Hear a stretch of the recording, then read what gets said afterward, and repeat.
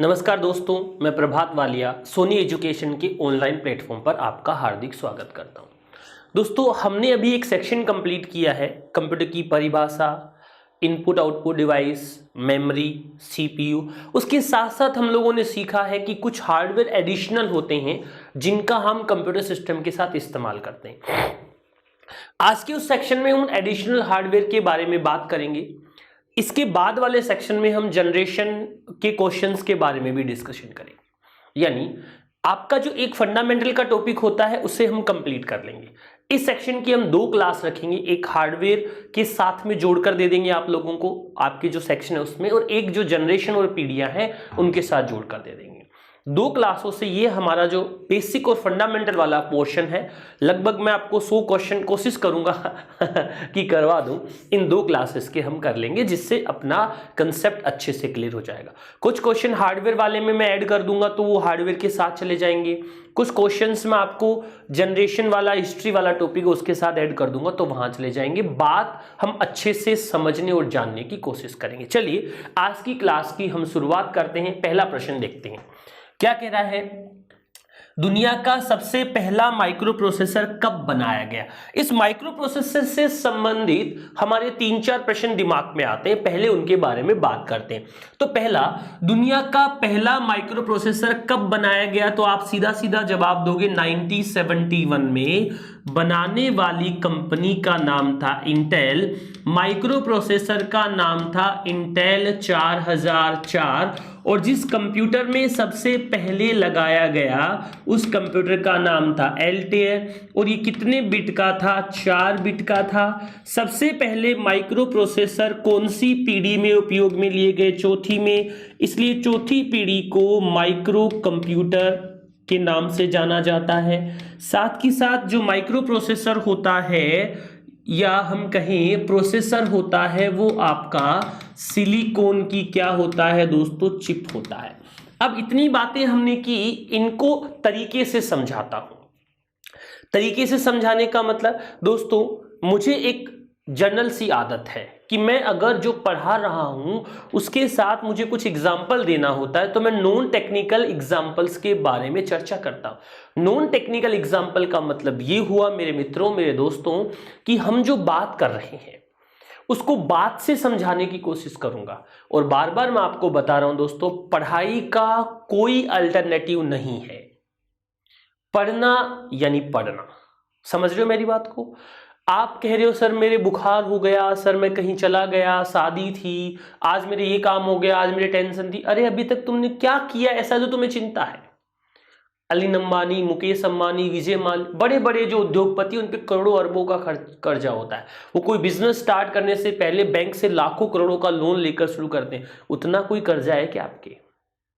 एक बार आप सरकारी नौकरी में लग जाओ दोस्तों, रिश्तेदार, परिवार वाले, मित्र आपको कहेंगे यार बहुत अच्छा लड़का था, बहुत अच्छा था, उसने मेहनत की। आप असफल हो जाओ, आपकी मेहनत बिल्कुल नहीं दिखेगी।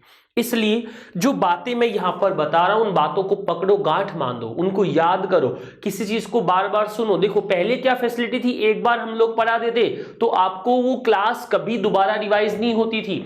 अब आपको क्या सुविधा मिल रही है कि एक बार हम लोगों ने आपको पढ़ा दिया तो आप उस क्लास को देख सकते हो, बार बार रिपीट कर सकते हो। किसी पर्टिकुलर टॉपिक में दिक्कत है, उसी क्लास को एक से ज्यादा बार देख सकते हो। वरना हम लोग क्या कहते हैं, कोई बच्चा 2-3 सवाल पूछता है, उससे क्लास से बाहर करते, भैया तो ज्यादा होशियार है, चला जाए यहां से, क्या काम है तेरा।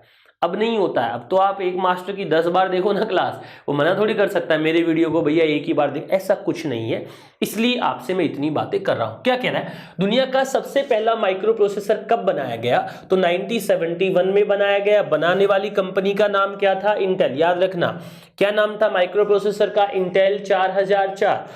जिस कंप्यूटर में सबसे पहले उसे लगाया गया उस कंप्यूटर का नाम क्या था? एल्टेयर। माइक्रो प्रोसेसर जो 4004 की हम बात कर रहे हैं वो कितने बिट का माइक्रो प्रोसेसर था? तो आप कहेंगे 4 बिट का था। सबसे पहले माइक्रो प्रोसेसर कंप्यूटर की कौन सी जनरेशन में उपयोग में लिया गया? तो हम कहते हैं कि माइक्रो प्रोसेसर सबसे पहले चौथी जनरेशन में उपयोग में लिया गया। इसलिए चौथी जनरेशन के कंप्यूटर को हम किस नाम से जानते हैं साथियों? माइक्रो कंप्यूटर के नाम से जानते हैं। अगला क्या कह रहा है, माइक्रो प्रोसेसर की गति को मापने के लिए हम सीपीयू क्लॉक का यूज करते हैं। कौन सी क्लॉक का यूज करते हैं? सीपीयू क्लॉक का। एक बात बता रहा हूं, गति की बात करेंगे, माइक्रो प्रोसेसर की गति को मापा जाता है MHz या हम कहें किसमें GHz। MHz या GHz का मतलब होता है दोस्तों मेगा, और अगला वर्ड क्या बन जाता है? हर्ट्ज। ठीक है, अगला वर्ड कौन सा हो जाता है? गीगा, और फिर क्या जुड़ जाता है उसके आगे? हर्ट्ज। ये तो आपको याद रखना है।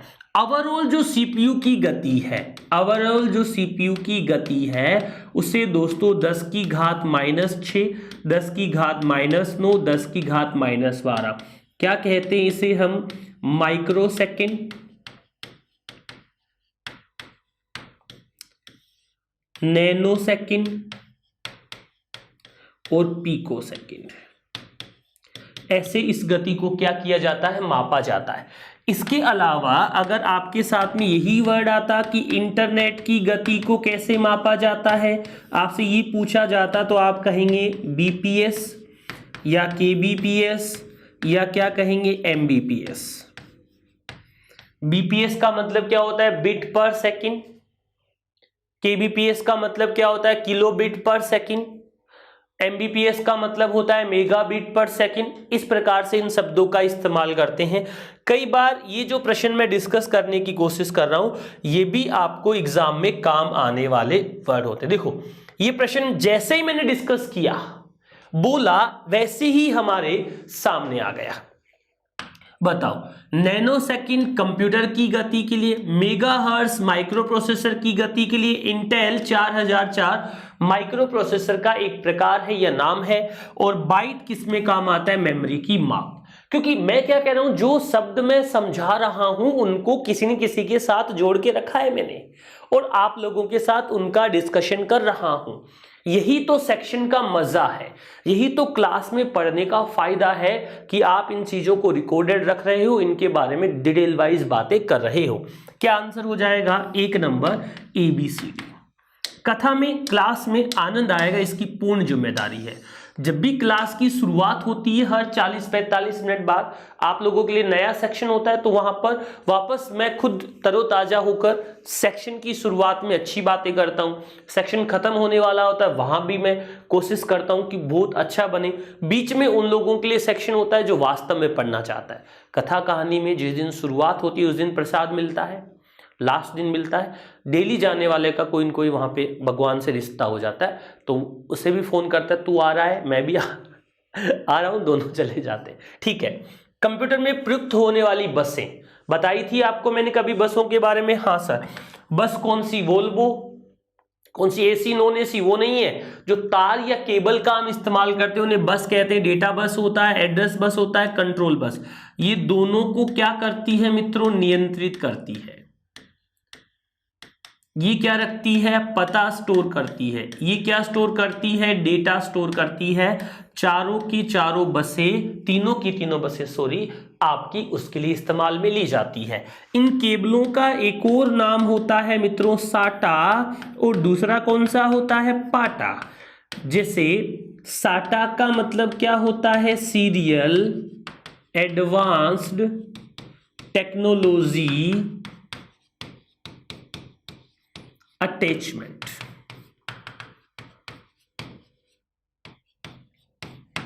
पाटा का क्या होता है? Parallel advance technology attachment. Full form भी जाननी जरूरी है। जो तार आते हैं, केबल आती है, उन्हें बसेस बोलते हैं। जो इंटरनल, कई बार पूछ लेते हैं कि हार्ड डिस्क को मदरबोर्ड से जोड़ना है, मेमोरी को प्रोसेसर से जोड़ना है, किसका इस्तेमाल किया जाएगा? हार्ड डिस्क मेमोरी का ये तो टाइप है, तो हम उसके लिए बसेस का यूज करते हैं। ठीक है, अगले प्रश्न की तरफ बढ़ते हैं। दोस्तों यहां पर ये प्रश्न का जो सेक्शन मैं लेता हूं ना, ये इसलिए नहीं होता है कि आप लोग इसका आंसर दो, ये इसलिए सेक्शन लिए जा रहे हैं कि मैं आपको इनके बारे में डिटेल से समझा दूं। आंसर वाली अगर हम बात करें, इसके लिए तो हम टॉपिक के बाद आपको क्वेश्चंस दे रखे हैं, इसके लिए तो हम लोगों ने आपको टेस्ट पेपर दे रखे हैं। कंप्यूटर की बहुत सारी बातें हम लोग करते रहते हैं, समझते रहते हैं। क्या कह रहे हैं, प्रश्न को पढ़िए। माइक्रो प्रोसेसर होते हैं 16 बिट का होता है, 32 का होता है, 64 का होता है। बाइट के अभी तक माइक्रो प्रोसेसर इस्तेमाल में नहीं लिए जा रहे क्योंकि बहुत बड़ी हो गई, इसलिए इसका आंसर 1 व 2 दोनों नहीं होगा, केवल 1 होगा। इससे पहले जोड़ते तो 4 बिट भी आ सकता था, 8 बिट भी आ सकता था और 16, 32, 64 भी आ सकता था। कई लोग, देखो एक बात बताता हूं, आप में से कुछ विद्यार्थी जिनके लिए मैं जो शब्द बोल रहा हूं बुरा नहीं मानना है, उन्हें देखना है। कुछ लोग वो प्रश्न लोगों से ज्यादा पूछते जो उनको आते हैं, ताकि लोग कंफ्यूज हो और उन्हें पता चले कि लोग कितने पानी में है ऐसे, और मुझे ज्यादा आता भाई, उसको कुछ नहीं आता। ऐसा नहीं करना है। आप अगर किसी से सवाल करो तो वो सवाल मत पूछो जो आपको आता है वो आपने किसी भी तरीके से याद कर रखा है, समझ रखा है, रट रखा है, तो मत उस सवाल को डिस्क्लोज करो। जो नहीं आता वो पूछोगे तो अध्यापक भी आपको समझाएगा और आप उस सवाल को समझ भी पाओगे। आता है उस सवाल में आप 10-15 प्रकार की बातें घुसेड़ोगे, ऐसा नहीं करना है। मतलब अब आपको पता है कि 16, 32, 64 बिट होता है, बस ये बाइट वाले कंसेप्ट पे घुसो मत। लेकिन एक जना बोला कि सर आईएएस के इंटरव्यू में, जाने वो दे के ही है बातें बना रहा है, उससे किसने बताया, लेकिन फिर भी वो कहीं न कहीं से तुक्का ले आता है कि सर आईएएस के इंटरव्यू में एक सवाल पूछा गया। बोल क्या पूछा गया कि ये बताइए 16 के बाद 32 और फिर 64 ही क्यों आता है, बीच वाले संख्या कहां गई। तो इसका जवाब था कि बाइनरी में 0 और 1 दो ही होते हैं, 2 की पावर 0, 2 की घात 1, 2 की घात 2, 2 की घात 3, 2 की घात 4, 2 की घात 5। यानी कंप्यूटर में मेमोरी से संबंधित, प्रोसेस से संबंधित जो भी काम होता है वो 2 की पावर के मल्टीपल में होता है।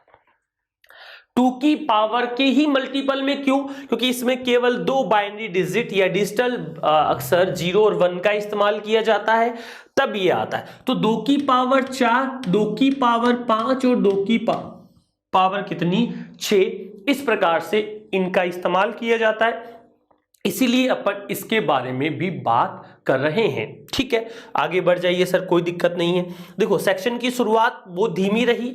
अब देखो अब जैसे से आगे जा रही हैं वैसे वैसे बातचीत समझने वाली आ रही है। क्या कह रहा है, संपूर्ण कंप्यूटर में संचार का माध्यम क्या है। क्या कह रहा है, संपूर्ण कंप्यूटर में संचार का माध्यम क्या है। तो दोस्तों एक मदरबोर्ड होता है जो हमारे कंप्यूटर सिस्टम के जितने भी उपकरण होते हैं उनके बीच में कम्युनिकेशन या संचार का काम करता है। जो मदरबोर्ड होता है उसमें आईसी, ट्रांजिस्टर, रैम, रोम, प्रोसेसर सभी जुड़े होते हैं। आप कभी सीपीयू को खोल के देखना, उस सीपीयू के अंदर एक मदरबोर्ड ही सबसे महत्वपूर्ण बोर्ड होता है जो सभी के बीच में संचार या कम्युनिकेशन कराने का काम करता है। कोई बात नहीं, यहां तक वाली बात हमें समझ आई, हमने इसे अच्छा और सुदृढ़ बनाने की कोशिश की। चलिए कोई बात नहीं, आगे बढ़ जाता हूं, थोड़ी और बात देखता हूं, अगले प्रश्न की ओर चलता हूं। प्रश्न संख्या कौन सा है, 6 के बाद 7 नंबर।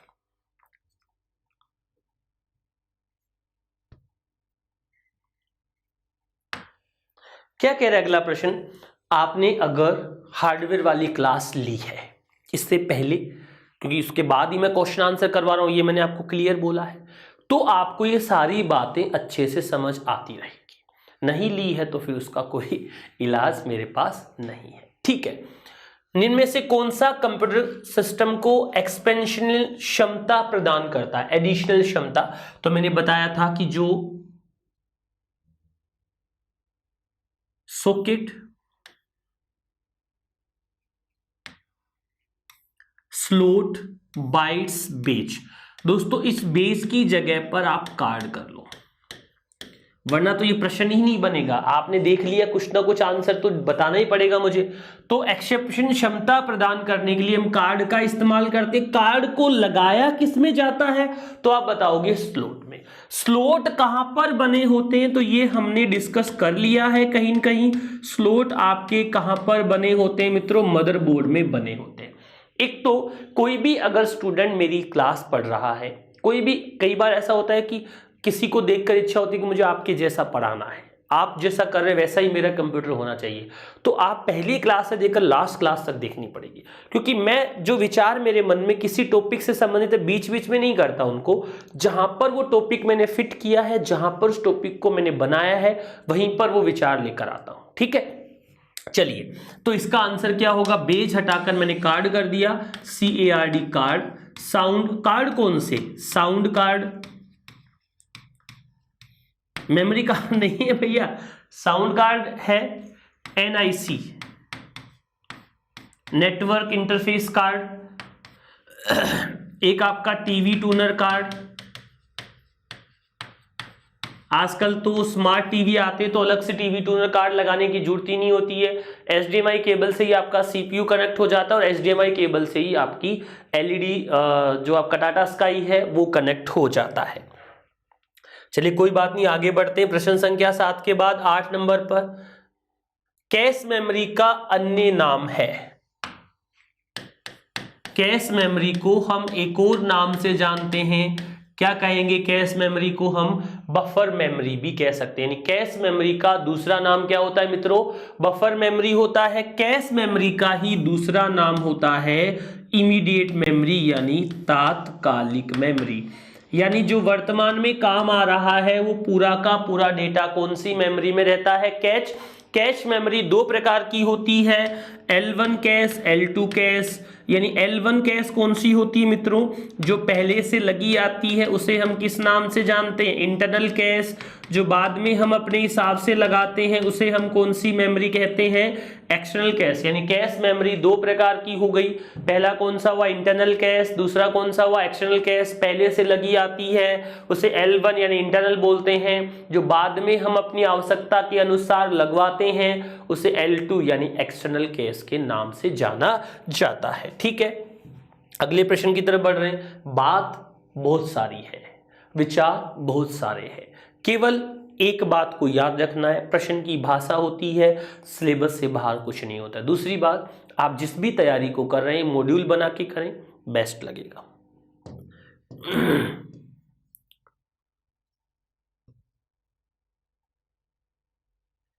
क्या कह रहा है, मैनुअल डेटा को कंप्यूटर में किसकी सहायता से भेजा जाता है, कीबोर्ड। स्कैन करके स्कैनर से ये क्या देगा, आउटपुट देगा। ये क्या करेगा, इनपुट देगा। किस प्रकार का, ग्राफिक्स टाइप का।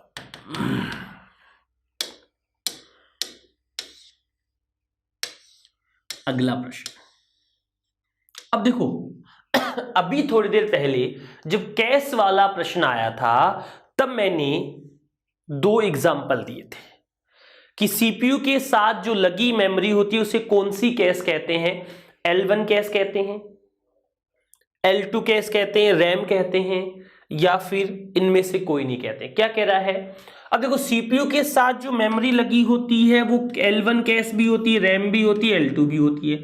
लेकिन अगर सीपीयू के साथ लगी कैश मेमोरी होता तो उसे तो हम L1 कैश कह देते। सीपीयू के साथ लगी कैश मेमोरी को हम किस नाम से जानते हैं, तो L1 कैश। ये कैश मेमोरी का प्रश्न है, मैंने बनाया इसलिए मैं ये कैश जोड़ रहा हूं, तो इसका आंसर तो क्या हो जाएगा, L1 कैश हो जाएगा। लेकिन अगर सीधा ही बोलता कि सीपीयू की मेमोरी बताओ जो मुख्य मेमोरी है, तब हम उसका आंसर क्या देते, रैम। ये मैं प्रश्न कैश मेमोरी के संदर्भ में पूछ रहा हूं, इसलिए मैंने यहां पर L1 कैश आंसर दिया है। अगर कैश मेमोरी के संदर्भ में नहीं पूछ रहा हूं तो रैम इसका आंसर हो जाएगा। ठीक है, आगे बढ़ जाओ, प्रश्न संख्या 11। प्रश्न को पढ़िए, वह पोर्ट जो कंप्यूटर सिस्टम से युक्ति से कंप्यूटर को एक समय में एक ही बिट सूचना अंदर या बाहर भेज सकता है। एक समय में एक ही बिट सूचना अंदर या बाहर भेजेगा, उसे हम किस पोर्ट के नाम से जानते हैं मित्रों, उसे हम सीरियल पोर्ट के नाम से जानते हैं। पैरेलल पोर्ट क्या कर सकता है, एक साथ बहुत सारी सूचनाएं, एक से ज्यादा बिट सूचनाएं भेज सकता है, लेकिन सीरियल पोर्ट एक बार में केवल एक बिट सूचनाओं को ही क्या कर पाता है, ट्रांसमिट कर पाता है, या हम कहें भेज पाता है। ठीक है, आगे बढ़ जाता हूं।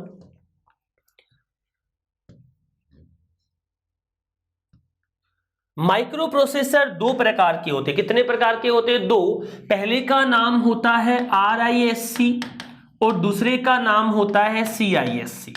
फुल फॉर्म यहां पर लिखी है, रिड्यूस इंस्ट्रक्शन सेट कंप्यूटिंग, ये RISC की होती है। अगर CISC की पूछता तो रिड्यूस की जगह पर एक वर्ड जुड़ जाता जिसे हम कहते हैं कॉम्प्लेक्स इंस्ट्रक्शन सेट कंप्यूटिंग। आगे बढ़ रहा हूं, कुछ विचार है। पीछे हमने प्रिंटर पढ़े थे बहुत सारे, मिक्स प्रश्न भी डाल दिए, हार्डवेयर की भी डल गए। ये टॉपिक यही तो है हार्डवेयर, प्रिंटर भी तो हार्डवेयर है, मॉनिटर भी तो हार्डवेयर है। डेजी व्हील प्रिंटर किस प्रकार का प्रिंटर है? डेजी व्हील एक प्रकार का इंपैक्ट प्रिंटर है। 2 नंबर इसका आंसर आ जाएगा। इंपैक्ट प्रिंटर कौन सा प्रिंटर होता है जो किसकी तकनीक पर काम करता है मित्रों? जो टाइपराइटर की तकनीक पर काम करने वाला होता है उसे हम कौन सा प्रिंटर कहते हैं? इंपैक्ट। साथियों मित्रों, इंपैक्ट प्रिंटर का मतलब होता है ऐसे किसी चीज का क्या करे वो इंपैक्ट करके प्रिंटिंग का काम करता हो, या वो किसी चीज का वार करके प्रहार करके प्रिंटिंग करता है, उसे इंपैक्ट प्रिंटर कहते हैं। गति इन प्रिंटर्स की नॉन इंपैक्ट की तुलना में कम होती है। साथ ही साथ इनका उपयोग अब कम किया जाता है या नहीं किया जाता है, क्योंकि अब ज्यादातर नॉन इंपैक्ट और लेजर प्रिंटर्स का उपयोग होता है। ठीक है, कोई बात नहीं सर, आगे बढ़ जाइए अगले सवाल की तरफ। प्रश्न संख्या 14, 14 नंबर प्रश्न है। इस प्रश्न को पढ़िए। ये पिछली बार पटवार प्री का प्रश्न है। अब मैं क्या लैंग्वेज बनाता हूं ये देखना है। कौन सी मेमोरी को प्रति सेकंड कई बार रिफ्रेश करना होता है? ठीक है, अब देखो इनमें से कौन सी मेमोरी को प्रति सेकंड कई बार रिफ्रेश करना होता है? 2 प्रकार की, एक तो स्टैटिक रैम है और दूसरी कौन सी? डायनेमिक। ये तो क्या होती है? ऑटो रिफ्रेश होती है। इसका मतलब इसे रिफ्रेश नहीं करना होता, इसे रिफ्रेश क्या होता है? करना होता है। रैम 2 प्रकार की होती है, पहली का नाम होता है एस यानी स्टैटिक रैम, दूसरा होता है D and dynamic RAM. Static RAM को बार बार रिफ्रेश करने की आवश्यकता नहीं होती है, जबकि डायनेमिक रैम को बार बार क्या करना होता है दोस्तों? रिफ्रेश करना होता है। डायनेमिक की गति क्या होती है? कम होती है। स्टैटिक की गति क्या होती है? तेज होती है। अगले प्रश्न की ओर, प्रश्न संख्या 15। ये भी प्रश्न पिछले पटवार के पेपर का ही है। मैं तो प्रश्न कहीं से तो बनाऊं। रैम में अधिकाधिक ज्यादा बार उपयोग में आने वाली जानकारियों को संग्रहित करने के लिए रैम की सहायक मेमोरी के रूप में, गति मैनेजर के रूप में, कम्युनिकेटर के रूप में कौन सी मेमोरी का यूज किया जाता है? बताओ फटाफट। आप कहेंगे सर कौन सी मेमोरी का यूज किया जाता है? कैश। 1 नंबर बिल्कुल सही सही जवाब है। रजिस्टर मेमोरी क्या होती है? सबसे तेज होती है और साथ में क्या होती है दोस्तों? सबसे छोटी भी होती है। अगर यहां पर रैम होता तो रैम तो कैश के बाद आती है। मेन मेमोरी और रैम एक ही बात है। तो कैश मेमोरी में अक्सर ज्यादातर काम में आने वाली सूचनाएं संग्रहित की जाती है। प्रश्न संख्या अगला 26 नंबर। इनमें से कौन सी मेमोरी अस्थिर, स्थित नहीं है, वो वोलेटाइल प्रकृति की है? पढ़ लो प्रश्न को। 1 नंबर रैम जो भी वोलेटाइल होगी मित्रों, अस्थिर अस्थायी होगी, उसे हम एक और नाम से जानेंगे। वो किसकी बनी होगी दोस्तों? वो आपकी अर्धचालक की बनी होगी। किसकी बनी होगी? वो आपके अर्धचालक की भी बनी होगी। किसकी बनी होगी? अर्धचालक से बनी मेमोरी भी होगी। अर्धचालक के साथ में एक और वर्ड जोड़ू सिलिकॉन, और दूसरा वर्ड कौन सा जोड़ू? जर्मेनियम। वो सिलिकॉन या जर्मेनियम की भी बनी होगी। आ रही है बात समझ में? Yes sir. क्या कह रहा है प्रश्न को पढ़िए। कौन सा ऑप्टिकल डिवाइस इनपुट डिवाइस कागज पर पेन और पेंसिल की जानकारियों को स्कैन कर लेता है, पढ़ लेता है, समझ लेता है, तो सेम कहते हैं OMR। OMR ऐसा काम कर सकता है। OMR का मतलब होता है दोस्तों ऑप्टिकल, अगला वर्ड कौन सा है मार्क, और अगला वर्ड कौन सा है रीडर। OMR यानी ऑप्टिकल मार्क रीडर ऐसा काम कर सकता है। ठीक है, बात यहां तक समझ आ रही है? Yes sir. आगे बढ़ जाऊं? बढ़ जाइए, कोई दिक्कत नहीं है। अगले प्रश्न की ओर चलते हैं। प्रश्न संख्या 17 के बाद कौन सा आ जाएगा? 18। कंप्यूटर के साथ संयोजन यानी कंजक्शन में प्रयुक्त होने वाला कौन सा प्रिंटर टोनर ड्राई इंक का उपयोग करता है? 50,000 बार बता दिए बात। लेजर प्रिंटर ऐसा काम करता है।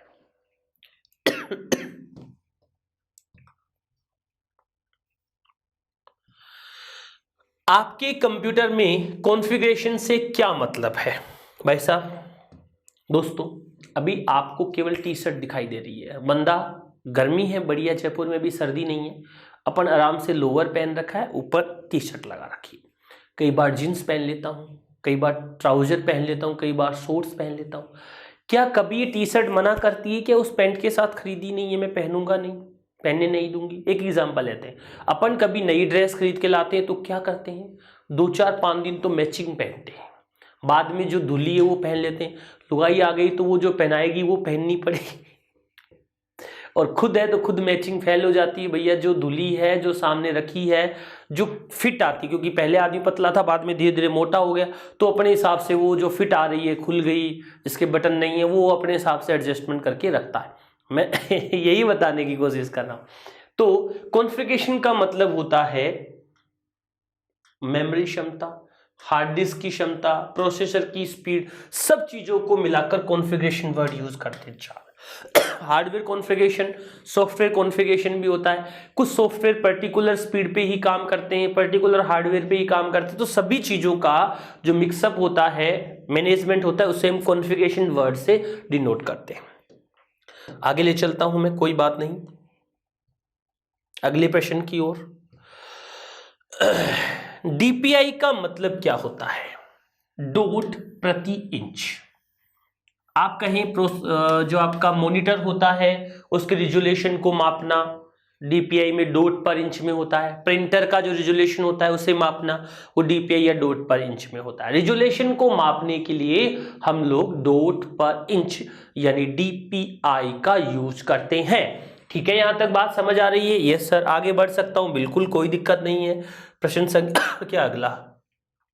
देखो, अब आपसे कुछ बात करूंगा मैं। कुछ बात का मतलब हुआ, अब मैं आपसे लगभग 15-10 प्रश्न और करवाऊंगा इस सेक्शन में। उन सभी प्रश्नों में मैं ऑप्शन नहीं दूंगा यार, ऑप्शन हटा रहा हूं।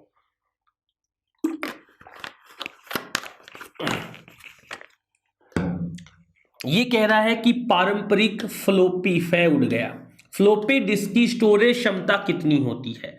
तो फ्लोपी डिस्क 3.5 इंच की आती है, 5.25 इंच की आती है, 8 इंच की आती है। फ्लोपी डिस्क की स्टोरेज क्षमता 1.44 MB स्टैंडर्ड होता है, तो इसका आंसर तो क्या आएगा? 1.44 MB। और अधिकतम कितना MB कर सकते हैं? 4 MB। फ्लोपी डिस्क की स्टोरेज क्षमता कम होती है। ठीक है सर, अच्छी बात है। अगला प्रश्न देखो, 21 के बाद कितने नंबर पे आएंगे? 22 नंबर। देख लो, ऑप्शन नहीं दूंगा अब मैं, ऑप्शन देने बंद कर दिए भैया, आपको ही सोचना है, तुक्का मारने का काम चला गया। मैं क्लास आपका टेस्ट लेने के लिए नहीं ले रहा हूं, क्लास आपको पढ़ाने और समझाने के लिए ले रहा हूं।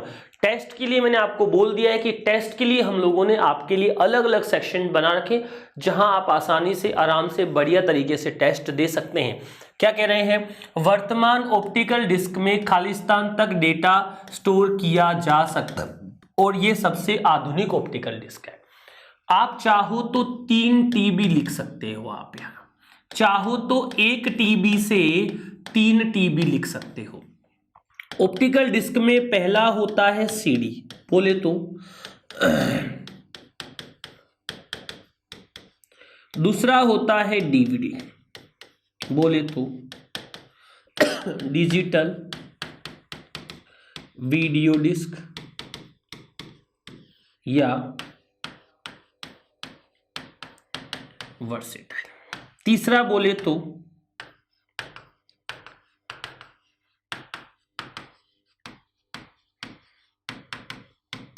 चौथा बोले तो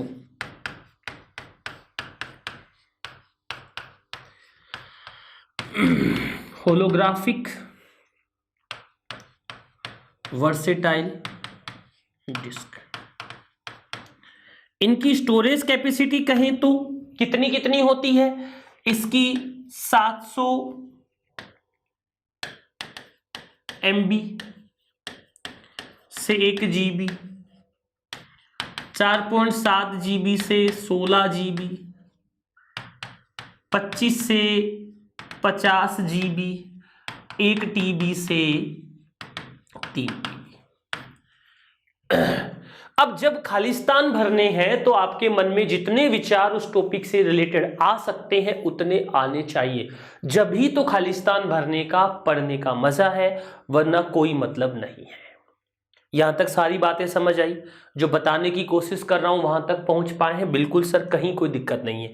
स्क्रीनशॉट अगर पॉसिबल हो एप्लीकेशन में, ये मैं बहुत बार बोल चुका हूं, हम लोग स्टार्टिंग में क्या करते हैं कि आप नए यूजर है, कम यूजर है तो हम स्क्रीनशॉट की फैसिलिटी देते हैं, बाद में हम धीरे धीरे इस फैसिलिटी को बंद भी कर देते हैं, क्योंकि स्क्रीन रिकॉर्डिंग ना हो, क्योंकि कुछ प्राइवेसी हम लोगों को कोर्स कंटेंट की रखनी होती है। ठीक है, यहां तक कोई दिक्कत नहीं। आगे बढ़ जाएंगे। क्या लिखा हुआ है? ब्लू-रे डिस्क की स्टोरेज क्षमता, अभी 2 मिनट पहले हमने बात की थी ब्लू-रे डिस्क की, तो मैंने कहा ये सिंगल लेयर में भी आती है, ये डबल लेयर में भी आती है, ये आपकी ट्रिपल लेयर में भी आती है। इस प्रकार का स्पाइरल स्टोरेज रहता है BRD में। जो ये आपकी सिंगल लेयर वाली, ये 25 GB तक स्टोर करती है, ये 50 तक करती है, ये कहां तक करती है? इधर वाली ये 100 GB तक करती है। लेकिन हम स्टैंडर्ड इसका डबल लेयर ही यूज करते, ट्रिपल लेयर ऑन डिमांड होती है, बहुत कम इस्तेमाल में ली जाती है, तो हम इसका स्टैंडर्ड जनरली 25 से 50 GB यूज करते हैं, 25 से 50 GB। लेकिन अगर ऑप्शन नहीं है तो हम तो 50 से 100 GB भी कर सकते हैं, कोई दिक्कत वाली बात नहीं है। वो उस समय आपको ऑप्शन देखकर जवाब देना पड़ेगा, इसलिए 25 GB स्टैंडर्ड होता है जो सिंगल लेयर BRD में काम आता है, 50 GB का स्टैंडर्ड होता है जो डबल लेयर में काम आता है, और 100 GB का जो स्टैंडर्ड होता है उसे हम ट्रिपल लेयर के स्टैंडर्ड के लिए काम में लेते हैं। कोई दिक्कत नहीं है, आगे बढ़ रहा हूं। अगला प्रश्न सेक्शन में देखो, आपने अभी तक कभी किसी सेक्शन में मैंने देखा नहीं है, और बहुत सारे सब्जेक्ट में पढ़ता हूं, टीचर हर बार ऑप्शन के साथ बात करता है। मैं यहां पर ऑप्शन के लिए बिल्कुल गेम नहीं खेल रहा हूं, जितनी बातें करने की कोशिश कर रहा हूं आप लोगों से, सारी की सारी बातें विदाउट ऑप्शन ही चल रही है, जिससे आपको कहानी में ट्विस्ट बने, बात समझ आए, अच्छे से आप उस कंसेप्ट को क्लियर कर पाओ मित्रों। ठीक है, क्या कह रहा है? रैम एक मेमोरी होती है जिसमें डेटा या प्रोग्राम को खालिस्तान रूप से संग्रहित करते हैं। देखो, रैम एक प्रकार की कौन सी मेमोरी, नाम देखो, आप बोल सकते हो इसे वोलेटाइल मेमोरी, आप इसे बोल सकते हो अस्थायी मेमोरी, आप इसे बोल सकते हो अर्धचालक मेमोरी, आप इसे बोल सकते हो सिलिकॉन या जर्मेनियम मेमोरी, इतने सारे नाम होते हैं। और डेटा या प्रोग्राम को इसमें किस रूप से स्टोर किया जाता है? अस्थायी रूप से संग्रहित किया जाता है। तो रैम एक प्रकार की वोलेटाइल मेमोरी होती है। अच्छा, एक और नाम कह सकते हो, रैम एक प्रकार की कौन सी मेमोरी होती है दोस्तों? प्राइमरी मेमोरी होती है। रैम एक प्रकार की मेन मेमोरी होती है। रैम एक प्रकार की CPU की मेमोरी होती है। ऐसे अब जब हम खालिस्तानी है और हमें ही जवाब देना है तो इतने सारे ऑप्शन इसके अंदर फिट हो सकते हैं।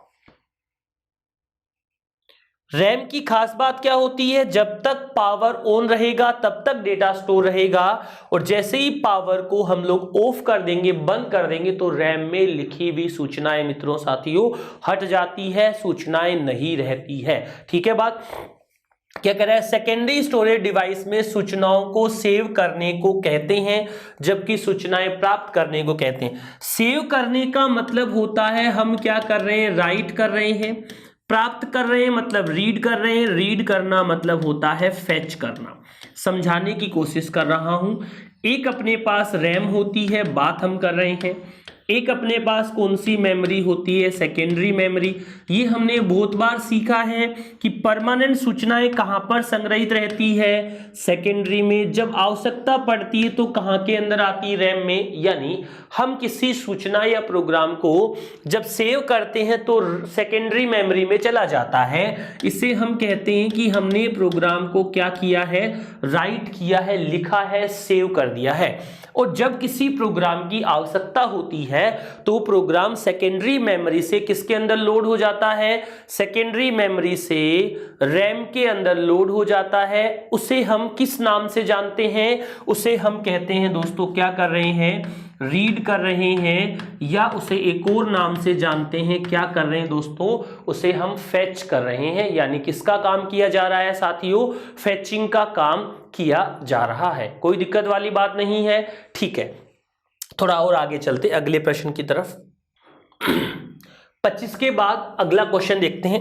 आज सेक्शन में कोशिश कर रहा हूं कि नंबर ऑफ क्वेश्चन थोड़े ज्यादा दे दूं। कितने क्वेश्चन कर दिए मैंने, लगभग देखो 30 क्वेश्चन का सेक्शन मेरे हिसाब से मैंने ये तैयार करने की कोशिश की। मैंने ये भी कहा कि अपन दो चीजों को मिलाकर ये सेक्शन बना रहे हैं, तो इसमें क्वेश्चन थोड़े ज्यादा हो जाएंगे, कोई बड़ा इशू नहीं है। जब उपयोगकर्ता, प्रश्न को पढ़िए, सॉरी गिर गया था नीचे। जब उपयोगकर्ता कोई डेटा प्राप्त करने के लिए मेमोरी को निर्देश देता है और निर्देश देने और डेटा पुनः प्राप्त करने के बीच में जो लगा समय है, उस समय को हम क्या कहते हैं दोस्तों, एक्सेस टाइम कहते हैं। क्या कहते हैं, एक्सेस टाइम। और जितना एक्सेस टाइम कम होगा वो प्रोसेसर उतना ही क्या काम करता है, तेज काम करता है। एक्सेस टाइम हर एक प्रोसेस का क्या होना चाहिए, कम होगा, यानी जल्दी कर देगा, तभी तो हमारा मशीन, हमारा कंप्यूटर अच्छा माना जाएगा। ठीक है, आगे बढ़ रहा हूं, बात करूंगा अगले प्रश्न के बारे में।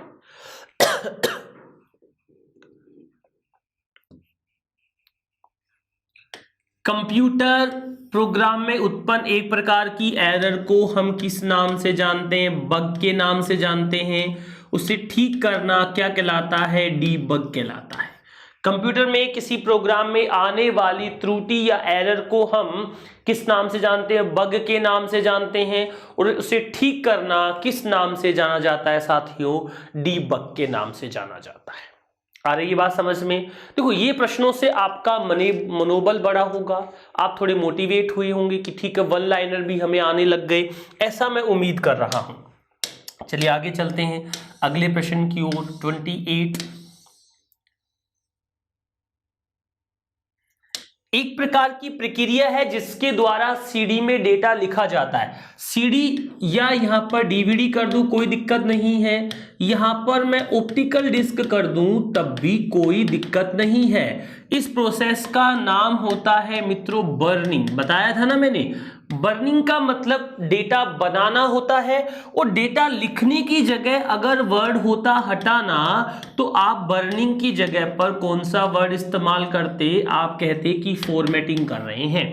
ये जब ऑप्टिकल डिस्क के बारे में हमने डिस्कशन किया तो आप लोगों को अच्छे से समझा दिया था। ठीक है, आगे बढ़ रहा हूं, अगले प्रश्न के बारे में चर्चा कर रहा हूं। प्रश्न संख्या कौन सा है साथियों, 29।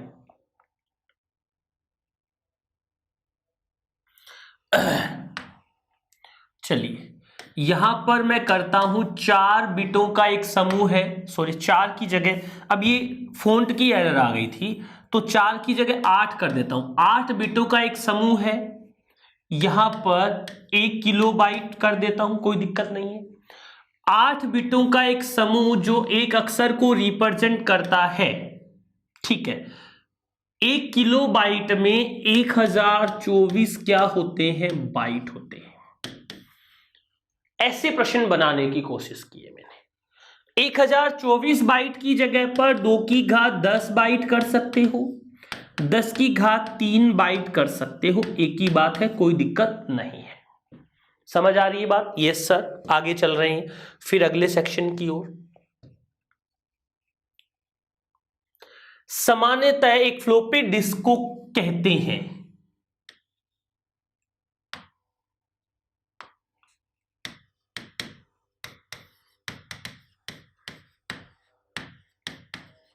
डिस्केटी, कहते हैं। चुंबकीय भंडारण डिवाइस होती है। फ्लॉपी डिस्क को डिस्केटी के नाम से भी जानते हैं। आगे बात कर रहे हैं, ई हो गई, कोई बात नहीं, अगला देखते हैं। इसी के साथ में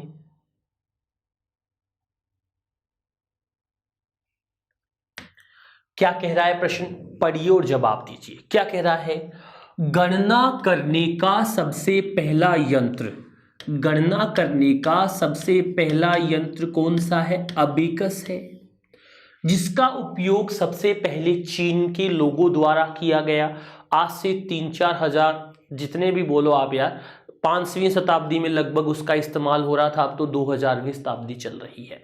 ठीक है, अब मैं बता रहा हूं अबेकस कैसा होता है। ऐसा होता है, इसमें ऐसे लाइनें बनी होती है, हर लाइन में क्या लगे होते हैं? मोती लगे होते हैं, जिनमें मोतियों की संख्या 5 या उससे ज्यादा होती है। अबेकस दुनिया का गणना करने का सबसे पहला यंत्र भी है। ठीक है, आगे बढ़ रहा हूं और बात करूंगा। देखो यहां पर मैंने वन वर्ड वाले सवालों को जानने की कोशिश कर रहे हैं। प्रोसेसिंग के दौरान डेटा एवं निर्देशों को भंडारित करने वाला रजिस्टर, जो प्रोसेस हो रही है, प्रोसेस करने के दौरान डेटा को भंडारित स्टोर करने वाला रजिस्टर कौन सा होता है? देखो रजिस्टर के प्रकार की बारे में बात करें तो एक होता है MBR, दूसरा होता है MDR, तीसरा होता है PC प्रोग्राम काउंटर, चौथा होता है जिसे हम कहते हैं एक्यूमुलेटर। क्या कहते हैं? Accumulator register. अब देखो इसमें MDR का मतलब हुआ मेमोरी डेटा रजिस्टर, इसका मतलब हुआ बफर रजिस्टर। एक ही बात है ये तो, डेटा और बफर तो। MBR एक ही बात है ये तो। एक MAR होता है, मेमोरी एड्रेस रजिस्टर। अब हमें क्या देखना है, इसमें क्या स्टोर करना होता है? इसके अंदर हमें स्टोर करना है डेटा और निर्देशों को भंडारित करने वाला रजिस्टर। एक नंबर 5 पर इंस्ट्रक्शन रजिस्टर। ये 5 प्रकार के हम लोग रजिस्टर का इस्तेमाल करते हैं। तो MAR क्या करता है? जो वर्तमान में चल रही है उस प्रोसेस का पता रखता है। MDR या MBR जो वर्तमान में चल रही है उस प्रोसेस का एड्रेस रखता है। प्रोग्राम काउंटर नेक्स्ट प्रोसेस का एड्रेस रखता है। एक्यूमुलेटर नेक्स्ट प्रोसेस का डेटा रखता है। और इंस्ट्रक्शन रजिस्टर जो अगली प्रोसेस या प्रोसेस हम काम में ले रहे हैं उसकी इंस्ट्रक्शन रखता है। इंस्ट्रक्शन क्या होता है? 5 और 4 डेटा है, प्लस करना है, माइनस करना है, ये इसका इंस्ट्रक्शन है। और ये 5 और 4 कहां पर स्टोर हो रहे हैं? A और B लोकेशन पे स्टोर हो रहे हैं, ये इसका एड्रेस है। ये 3 चीजें एक वेरिएबल के साथ होती है। तो यहां पर प्रोसेस के दौरान प्रोसेस चल रही है, डेटा एवं निर्देशों को भंडारित करने वाला एक रजिस्टर होता है MDR, मेमोरी एड्रेस रजिस्टर बोल दो, मेमोरी बफर रजिस्टर बोल दो। अगली प्रोसेस का नाम होता तो अपन यहां पर क्या वर्ड यूज करते थे? एक्यूमुलेटर। प्रोसेसिंग के दौरान डेटा और निर्देशों को भंडारित करने वाला एक रजिस्टर होता है। ठीक है मेरी बात? तो अपन इसका आंसर एक्यूमुलेटर रजिस्टर भी कर सकते हैं, इसका answer memory address register, data register भी कर सकते हैं। लेकिन ये वर्तमान प्रोसेस की बात कर रहा है तो हम यहां पर MDR कर देंगे, और ये प्रोसेस अगली की बात कर रहा है तो हम क्या यूज कर देंगे? एक्यूमुलेटर। ये ऑप्शन देखकर हमें काम करना है। तो यहां पर क्या आ सकता है? MDR भी आ सकता है, MBR भी आ सकता है, और यहां पर एक्यूमुलेटर भी आ सकता है। ये आपको देखना है। वर्तमान प्रोसेस है तो ये दोनों आएंगे, MBR MDR एक ही बात है दोनों का। अगर नेक्स्ट प्रोसेस है तो क्या आएगा? एक्यूमुलेटर रजिस्टर आ जाएगा। जब आपने मेमोरी रजिस्टर के बारे में अध्ययन किया था तो मैंने बताया था कि रजिस्टर 5 प्रकार के हैं। इन सबके नाम स्क्रीन पर आप लोगों को दिखाई दे रहे हैं। आगे बढ़ रहा हूं, थोड़ी अगले रजिस्टर्स के बारे में बात करने की कोशिश करता हूं। अगला प्रश्न, ऐसे कौन से कंप्यूटर हैं जिसमें एनालॉग और डिजिटल, अच्छा एनालॉग, अच्छा ठीक है, खालिस्तान कंप्यूटर जो एनालॉग डेटा का इस्तेमाल करते हैं उन्हें थर्मोमीटर या स्पीडोमीटर, तो उन कंप्यूटर को हम किस नाम से जानते हैं? एनालॉग कंप्यूटर के नाम से जानते हैं। पहला कंप्यूटर होता है जिसे हम कहते हैं एनालॉग कंप्यूटर, दूसरा होता है जिसे हम कौन सा कंप्यूटर कहते हैं, डिजिटल कंप्यूटर, और तीसरा कंप्यूटर होता है जिसे हम कौन सा कंप्यूटर कहते हैं, हाइब्रिड कंप्यूटर। जो एनालॉग डेटा पर काम करता है वो एनालॉग होता है, जो डिजिटल पे काम करता है वो डिजिटल होता है, जो एनालॉग और डिजिटल दोनों पर काम करता है उसे हम कौन से कंप्यूटर के नाम से जानते हैं, उसे हम हाइब्रिड कंप्यूटर के नाम से जानते हैं। ठीक है, बात यहां तक कोई दिक्कत नहीं है, समझ आ रही है जो हम बताने की कोशिश कर रहे हैं? ठीक है सर, आगे बढ़ जाइए, सारी बातें हम समझ पा रहे हैं। अगला क्या कह रहा है प्रश्न देख लीजिए। प्रोग्राम या निर्देशों का समूह जो कंप्यूटर को वायरस से बचाता है। देखो ये जो प्रश्न है ना, ये व्यवहारिक है कि ऐसा कौन सा प्रोग्राम होता है जो आपके कंप्यूटर को वायरस से बचाता है, तो आप कहेंगे एंटीवायरस। एंटीवायरस एक ऐसा प्रोग्राम होता है जो आपके कंप्यूटर की वायरस से सुरक्षा या वायरस से क्या करके देता है दोस्तों, बचाव करके देता है। उसे हम किस नाम से जानते हैं जो आपके कंप्यूटर की वायरस से सुरक्षा और बचाव करता है, उसे हम एंटीवायरस के नाम से जानते हैं। ठीक है, आगे बढ़ते हैं। सीपीयू, सेंट्रल प्रोसेसिंग यूनिट का वह भाग जो अर्थमेटिक और लॉजिकल क्रियाओं को पूरा करता है उसे हम कहते हैं एएलयू। एएलयू का पूरा नाम क्या होता है, अरिथमेटिक लॉजिक यूनिट। अब इस एएलयू के दो हिस्से करते हैं, एयू एलयू। ये प्लस माइनस गुणा भाग प्रतिशत का काम करता है। ये less than, greater than, less than equal, greater than equal, ये किसका काम करता है, तुलना करना। तुलना करने का मतलब होता है कंपेयर करना। पेपर में कई बार पूछ लेते हैं कि कंपेयर करना एएलयू का कौन सा कार्य है, तो आप बताओगे कि कंपेयर करना एएलयू का लॉजिकल कार्य होता है। कोई दिक्कत यहां तक नहीं, आगे बढ़ सकता हूं? जी सर। अगला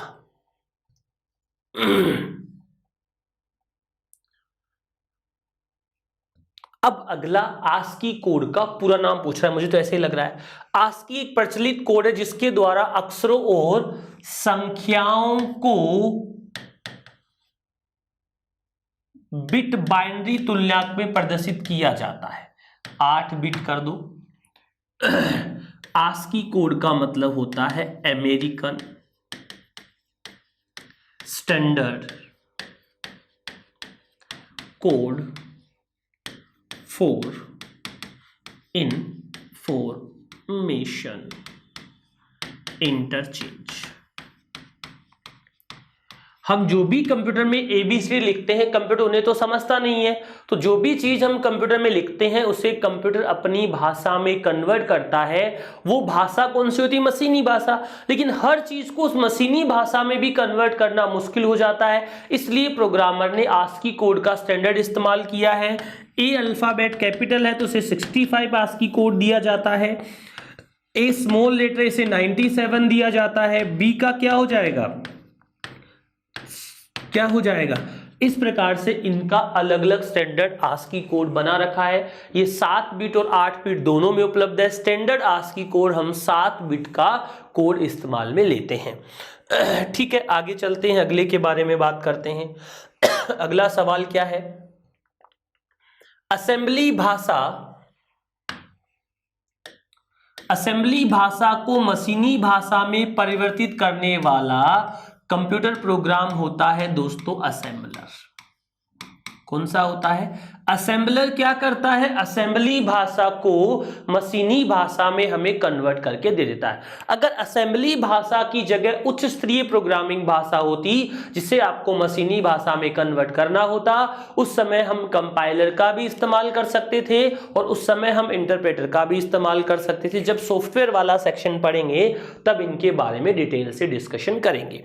यहां तक कोई दिक्कत नहीं है, सारी बातें समझ आ रही है, मैं उम्मीद कर रहा हूं। क्या कह रहा है, कंप्यूटर में प्रयुक्त होने वाली एक भाषा जिसमें अक्षरों और अंकों को छोटे छोटे कोड में लिखा जाता है। दोस्तों छोटे छोटे कोड में अपनी तरफ से जो कोड बनाए जाते हैं उस भाषा का नाम होता है दोस्तों असेंबली भाषा। व्यक्तिगत अपने कोड बनाकर अपने हिसाब से ऑपरेट किया जाता है, उस भाषा को हम असेंबली भाषा के नाम से जानते हैं। दोस्तों एक अपन पढ़ेंगे आगे कि हमारा एक यूनिक्स ऑपरेटिंग सिस्टम होता है, उसके जितने भी प्रोग्राम है वो आपके असेंबली भाषा और पता है कौन सी भाषा, सी भाषा में लिखे गए। असेंबली दूसरी पीढ़ी की भाषा है और सी आपकी कौन सी भाषा की, कौन सी पीढ़ी की भाषा है, तीसरी पीढ़ी की भाषा है। और एक और भाषा का नाम ले लूं मशीनी भाषा, ये आपकी पहली पीढ़ी की भाषा है। एक और भाषा का नाम ले लूं C++, ये आपकी चौथी पीढ़ी की भाषा है। एक और भाषा का नाम ले लूं जावा, ये आपकी पांचवी पीढ़ी की प्रोग्रामिंग भाषा है। कोई दिक्कत नहीं, यहां तक बात समझ आ रही? Yes sir. आगे बढ़ रहा हूं और समझने वाली बातचीत करता हूं। प्रश्न संख्या कौन सा है? इससे आगे 9 नंबर। एक पद्धति जिसके द्वारा कंप्यूटर उपयोगकर्ता की वैधता की पहचान की जाती है, बोलते हैं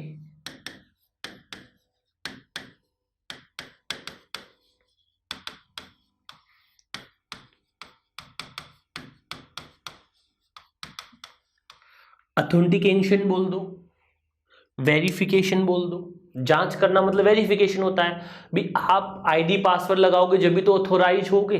ऑथेंटिकेशन एक ऐसा प्रोसेस होता है, ऑथोराइजेशन बोल दो, अधिकृत बोल दो, ये कुछ वर्ड हम इसके साथ इस्तेमाल में लेते हैं। वन वर्ड है तो जो मुझे लग रहा है कि करेक्ट आंसर बन रहा है वो मैं बता रहा हूं।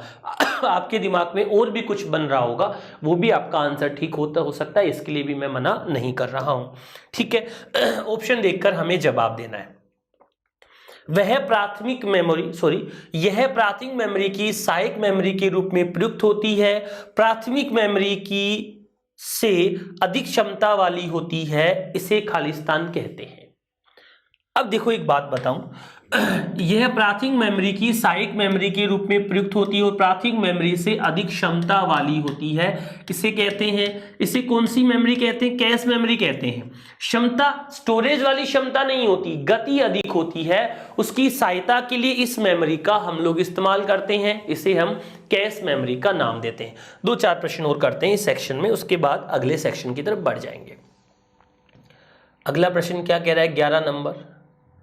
अन्य कंप्यूटरों को जोड़ने के लिए कंप्यूटर नेटवर्क में मुख्य लाइन को हम क्या कहते हैं? देखो, अन्य कंप्यूटरों को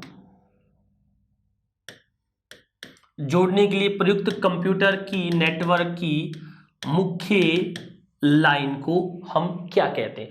जो बहुत सारे कंप्यूटरों को साथ में जोड़ता है, जुड़े होते हैं, उन सभी कंप्यूटर को मुख्य लाइन जो होती है उसे हम कह सकते हैं मेन लाइन, या उसे बोल सकते हैं सर्वर लाइन के नाम से भी जान सकते हैं। कोई दिक्कत वाली बात नहीं, जनरल सा डिस्कशन आप लोगों के साथ मैंने किया है। 1-2 सवाल और देखते हैं, फिर आज के सेक्शन को खत्म करते हैं। काफी देर से हम इस सेक्शन पे चर्चा कर रहे हैं। माउस के बाएं या दाएं बटन को एक बार दबाकर छोड़ना कहलाता है। क्लिक करना। एक बार दबाकर छोड़ देना क्या कहलाता है दोस्तों? क्लिक करना कहला देता है। एक और प्रश्न देखते हैं, फिर आज के सेक्शन को एंड कर देते हैं।